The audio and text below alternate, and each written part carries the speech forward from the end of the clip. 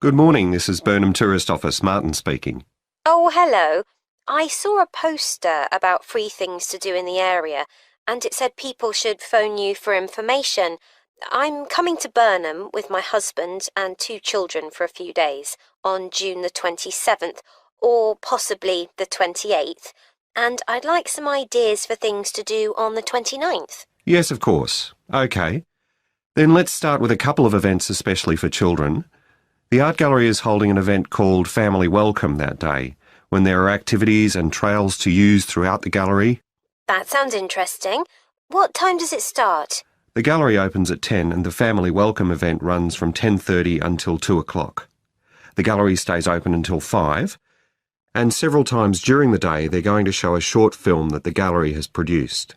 It demonstrates how ceramics are made, and there'll be equipment and materials for children to have a go themselves.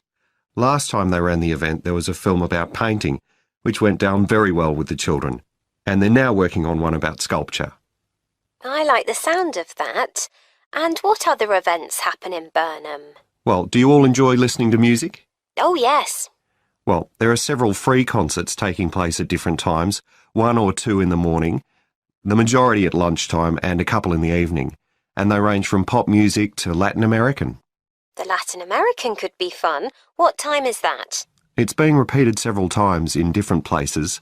They're performing in the Central Library at 1 o'clock, then at 4 it's in the City Museum, and in the evening at 7:30 there's a longer concert in the theatre. Right. I'll suggest that to the rest of the family. Something else you might be interested in is the boat race along the river. Oh, yes. Do tell me about that. The race starts at Offord Marina to the north of Burnham and goes as far as Summer Pool. The best place to watch it from is Charlesworth Bridge, though that does get rather crowded. And who's taking part? Well, local boat clubs, but the standard is very high. One of them came first in the West of England Regional Championship in May this year. It was the first time a team from Burnham has won. It means that next year they'll be representing the region in the National Championship. I've heard something about Paxton Nature Reserve.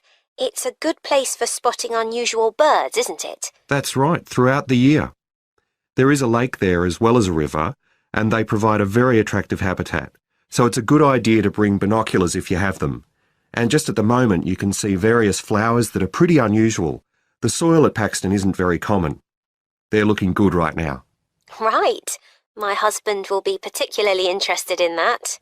And there's going to be a talk and slideshow about mushrooms, and you'll be able to go out and pick some afterwards and study the different varieties. Uh-huh. And is it possible for children to swim in the river? Yes, part of it has been fenced off to make it safe for children to swim in.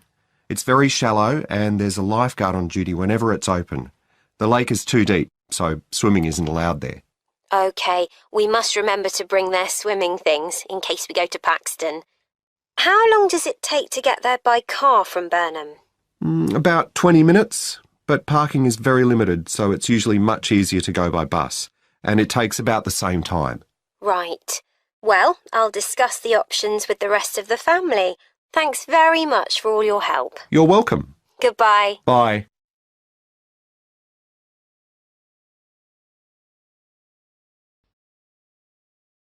Good morning, everybody. Now, last week we were looking at the positive effects that computers have had on our society. This week I'd like to talk about one of the negatives: computer viruses. OK, so what is a computer virus? Well, it's a software program that's been created by a human programmer with the single intention of corrupting and destroying useful programs. Put in simple terms, it's a way of causing lots of trouble for ordinary people. It's known as a virus because, although it's not a biological organism, it functions in a similar way in that it looks for a host, that is, a body, your computer, in which to live and multiply, with the one aim of destroying that host. Let's go back 50 years. In 1949, the first model of a computer virus program was presented in a paper by John von Neumann. Soon after this was published, a game known as Core Wars appeared on the scene. Core Wars was initially created for intellectual entertainment by 3 Americans working on large mainframe computers. By the 1980s, for the very small sum of $2 postage, anyone could get details on how to play Core Wars and create programs that could escape from the game and destroy other programs. Computer viruses are picked up in much the same way as their biological counterparts. That is, through contact with others. And this can happen very easily, as literally millions of people are in touch with each other by email every day. Virus programs are often intentionally placed within useful programs such as commercial websites, or they're included in software that you might have got from friends or downloaded from somewhere without knowing its real source. It seems quite hard to believe that anyone would go to all this trouble to intentionally spoil the data of other people. But the rise in the number of computer software infections and the amount of lost data that we are seeing these days is proof that these attackers are going to extremes to do just that. Going out of their way to create programs that hide inside legitimate software and cause all sorts of errors that their victims will then mistake for hardware failure, believing that the problem lies with their own computer. There are many types of virus, such as worms and Trojan horses, and each has its own purpose. One function of a Trojan, for instance, is to destroy and delete files on your computer. They attack by generating a lot of email and internet traffic on your machine until it becomes completely overloaded and you can no longer use your computer.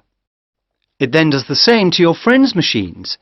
Bad enough, you may think, but a Trojan also allows the attacker to use the victim's computer to purchase goods with stolen credit cards or access illegal websites. So, what can we do to combat these people? Well, the first thing is to realize that virus programmers succeed because people are not always careful about where they get their programs from.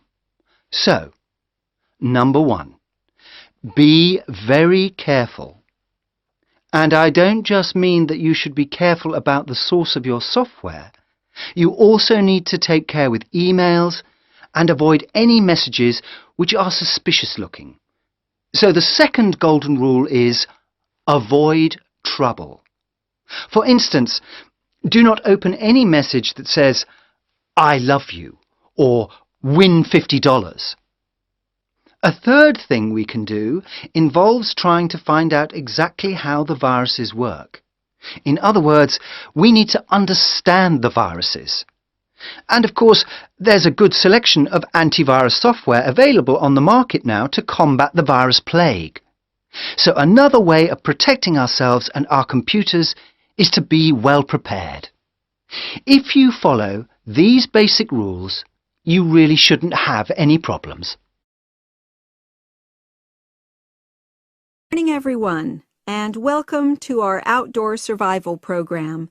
As you know, this week you'll be learning some of the basic information and skills you need to look after yourself independently in the outdoors. These first 2 days we'll be based here in the classroom, and then we'll be taking a camping trip to put into practice some of the things you've learned. I'm going to start off with the topic of food, and to start with, I'll describe just 2 methods which we'll be putting into practice at our camp, and which make use of natural resources, the steam pit and the bamboo pot. I've got 2 posters here to make things clearer, and I'll start with the steam pit here. To make this, you'll need some dry sticks, some grass, some loose earth, and some stones. And for this week only, some matches. The first thing you do is to dig a shallow pit in the place you've chosen to do your cooking. Let's say about 25 centimeters deep and 30 centimeters wide. Your sticks have to be a bit wider than the pit because you have to put a line of them along the top from one end of the pit to the other. Before setting light to these, you take some large stones and arrange them on top. Then you start the fire and wait till the wooden platform burns through and the stones fall into the pit. At this point, brush away any pieces of hot ash from the stones. You can use a handful of grass and then take another stick and push it down into the center of the pit, between the stones. After that, you cover the whole pit with a thick layer of grass. And then you can put your food on it, wrapped in more pieces of grass, like parcels. Finally, cover the whole thing with earth. You have to pat it firmly to seal the pit. Then all you have to do is take the stick out and pour a bit of water into the opening that it leaves. It should take about 4 hours for your food to cook, as it cooks slowly in the steam that's created inside the pit. Simple, but effective. The other method you're going to practice this week is the bamboo oven. Now, the steam pit is ideal in certain conditions because the heat is below ground level. For example, if there's a strong wind and you're afraid a fire might spread. But when it's safe to have an open fire, you can use the bamboo oven method. You get a length of bamboo, which, as you probably know, is hollow and consists of a number of individual sections with a wall in between. You use a sharp stick to make a hole in each of the dividing walls apart from the end one. Then you lean the bamboo over a fire, with the top propped up by a forked stick and the bottom sitting on the ground. You pour enough water in the top to fill the bottom section, and then light a fire underneath that section to heat the water. Then you put your food inside the top section, and the steam coming up the bamboo through the holes you made cooks it. I'm going to move on now to food itself and talk about some of the wild plants you might cook. I'm going to begin with fungi. That's mushrooms and toadstools. I'm sure you'll be aware that some of these are edible and they're delicious, but some of them are highly poisonous. Now, whether they're poisonous or not, all fungi that you find in the wild should be cooked before eating, because that helps to destroy any compounds in them that might be mildly toxic. But be aware that any amount of cooking won't make poisonous varieties any safer to eat. Unless you can definitely identify a fungus, you should never eat it. It's not worth the risk. And you need to be really sure, because some fungi that are poisonous are very similar in appearance to certain edible varieties. They can easily be mistaken for each other. So, having said all that, fungi are delicious when they're freshly picked, and although they are only moderately nutritious, they do contain minerals which the body needs. I'll move on now to leafy plants.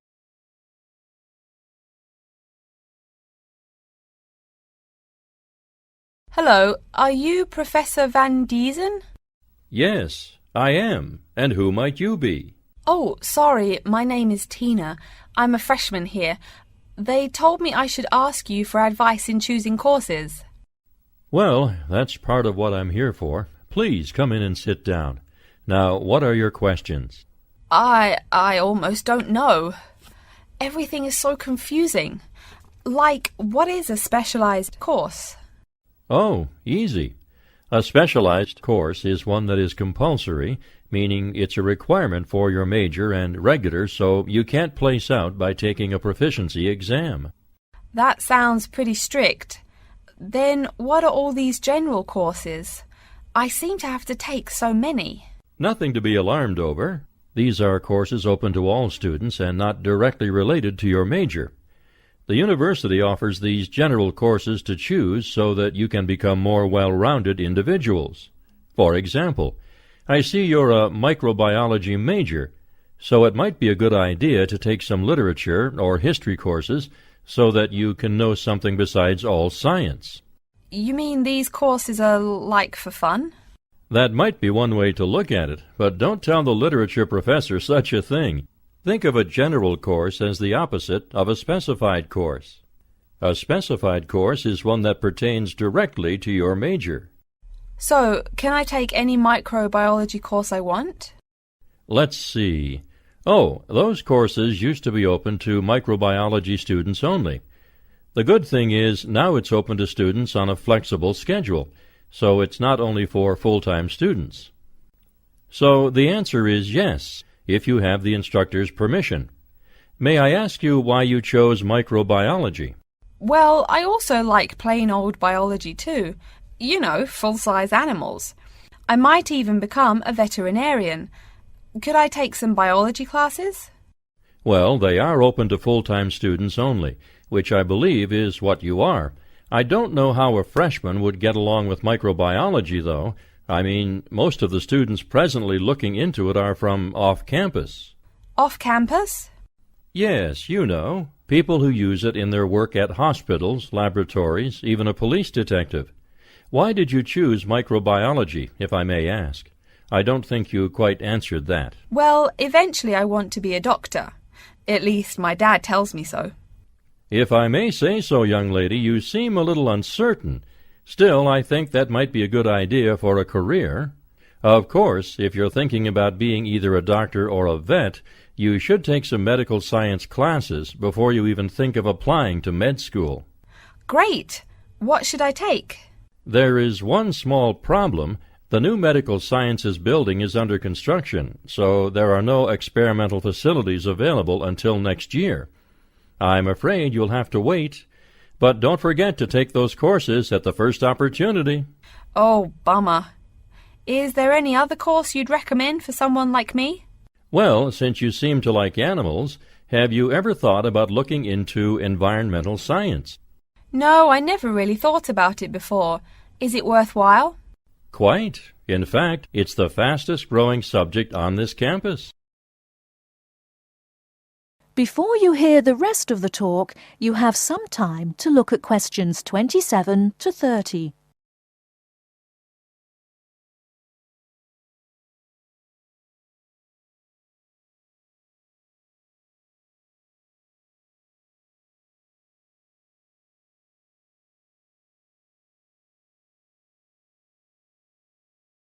Now listen and answer questions 27 to 30. I'm sorry, I couldn't help noticing the long list of classes you've written out there. May I have a look? Oh, sure. Medical science, statistics, laboratory techniques, medicine, mathematics, computing. My, a bit of everything here. Is it too much? For your first semester, yes. What I suggest is starting out by taking the compulsory courses. Like we said before, the medical science can wait. Consider taking that in your sophomore year. I think I'd put off computing, too. I recommend to all freshmen that I talk to get the compulsory mathematics out of the way as early as possible, so take that one. It'll be one less difficult course you have to focus on when the science lab opens next year, and you have to catch up on classes like laboratory techniques. Your major also requires statistics, so you have to balance 2 math classes, and no doubt you should take that. Otherwise, get your required medicine course out of the way by taking something theory-based. Oh, of course, and your environmental science class, if you're interested. The others can wait, though I think computing is definitely a good idea, even though it's not required. I see, too, on your paper there you seem to have had high marks on the entrance exam. Yeah, I guess so. Don't be shy. Have you thought about applying for a scholarship? Do they have any? I mean, my dad is always complaining about how much money it costs him. In your department there are actually 3 full scholarships available. They cover tuition and provide $1,500 cash. $1,500 cash? Party! Please, miss, the money is intended more as a textbook allowance, not party money. If you promise to behave, I'll show you how to apply. Great, and thanks.